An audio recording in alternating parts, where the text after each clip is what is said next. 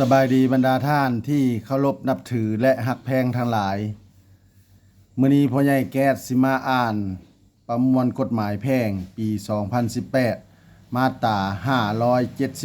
576 การแบ่งปันมูลมรดกระหว่างผัวหรือเมียที่ยังมีชีวิตอยู่และลูกในกรณีที่ผัวหรือเมียหากได้เสียชีวิตไป